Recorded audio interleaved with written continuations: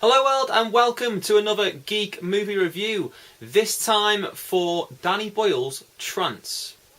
Now explain the plot of the movie. Basically there is an auctioneer played by James McAvoy gets involved with a criminal gang to steal a famous painting.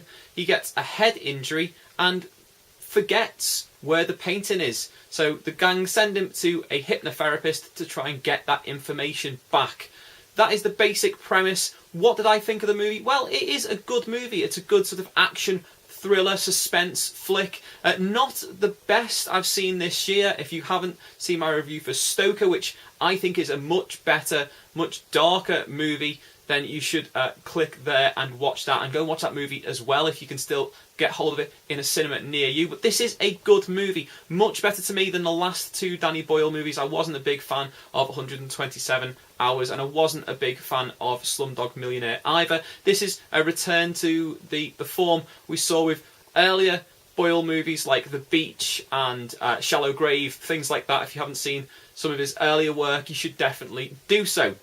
The cast is brilliant, absolutely fantastic. They're not at fault at all. McAvoy in particular is engaging and very charismatic as the main star. Rosario Dawson is brilliant. Why is that woman not in more movies? She is a fantastic actress. She's also quite beautiful. Please, Hollywood, get her in more films. But she's brilliant as the hypnotherapist.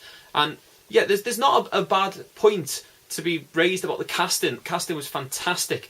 What I would say though is the plot holds this back really from being an absolutely amazing movie.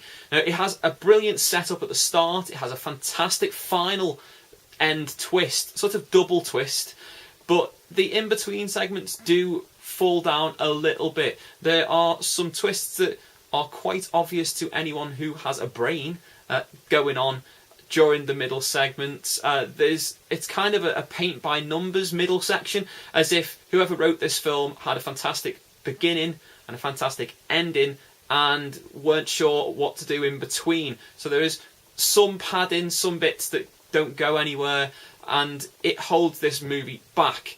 That is sad because it's beautifully acted, it's beautifully directed. Boyle is a talented man, I can't fault him.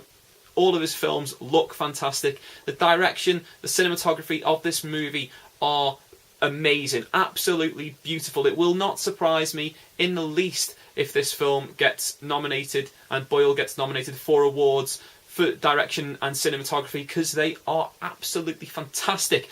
Also, the score is amazing. It was done by one of the members of Underworld, the dance act. You may remember have worked with Boyle in the past on quite a lot of his movies, including things like Trainspotting, and it is perfect. Every single scene, every section of the movie, the music perfectly blends and helps engross you in this world.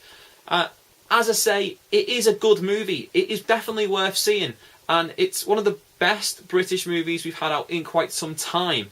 And yeah, that's a big thing to say, because obviously British movies have been doing very well internationally.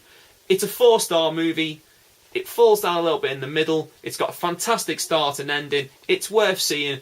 Go and see it over the Easter weekend if you can. I'll definitely recommend it. Trance, 4-star.